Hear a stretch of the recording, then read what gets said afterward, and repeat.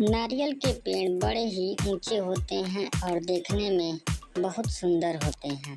एक बार एक नदी के किनारे नारियल का पेड़ लगा हुआ था।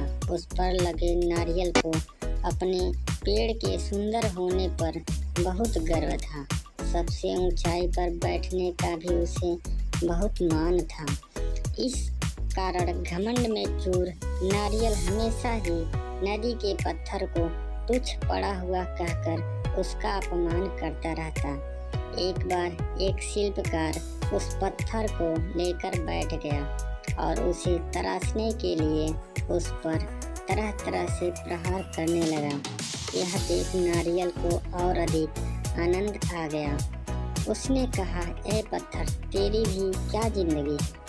पहले उस नदी में पड़ा रहकर इधर उधर टकराया करता था और बाहर आने पर मनुष्य के पैरों तले रौंदा जाता था। और आज तो हद ही हो गई।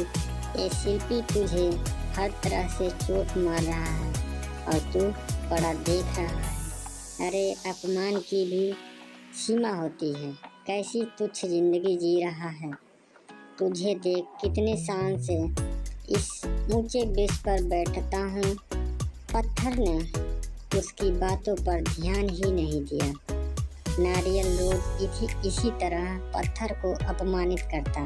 कुछ दिनों बाद उस शिल्पकार ने पत्थर को तराश कर शालिग्राम बनाए और पूर्ण आदर के साथ उसकी स्थापना मंदिर में की गई।